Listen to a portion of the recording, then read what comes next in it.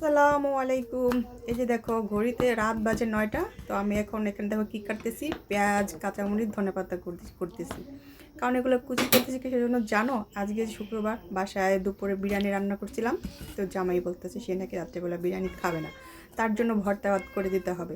তো আমি already rice কুকারে আলু সিদ্ধ ভাত বসায় দিছি। তো সেই জন্যই এই যে এখানে পেঁয়াজ, কাঁচামরিচ, ধনেপাতা কুচি করে নিলাম। তো চলো যাই, এটা রেখে দেখি কি হলো।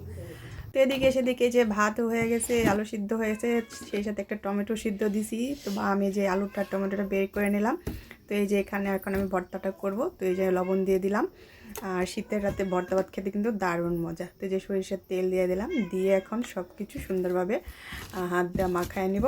তো আমার জামাই আবার শুকনো মরিচের ভর্তাটা তেমন একটা পছন্দ করে না, খেলেই গ্যাস হয়ে যায়। সেই জন্য কাঁচা পেঁয়াজ, কাঁচামরিচ, ধনেপাতা দিয়েই করার চেষ্টা করি সবসময়। তো কিছুটা আমি তুলে রাখলাম, আর বাকিটার মধ্যে এখন আমি আলু ভর্তা করব। তো এই যে আলুগুলা নিয়ে এখন সুন্দর করে চটকে নেব।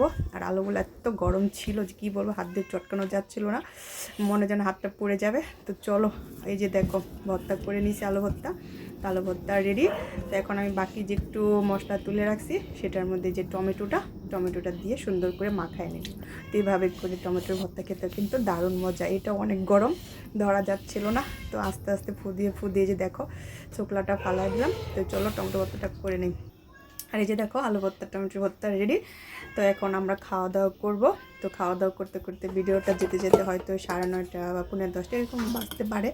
তো এই যে দেখো গরম গরম ধোয়া ওঠানো ভাত, সাথে এই যে ভর্তা আছে, আবার কালকে শুটকি ভাজি ছিল, লইট্টা শুটকি। মেয়েদেরকে বিরিয়ানি দিছি, ওরা বিরিয়ানি খাবে, আর আমরা দুজনে এই যে ঘরে বাইরে সাদা ভাত ভর্তা খাবো। তো এই যে, তো চলো খাওয়া দাওয়া করে সবাই ভালো থেকে সুস্থ থেকো। শুভরাত্রি।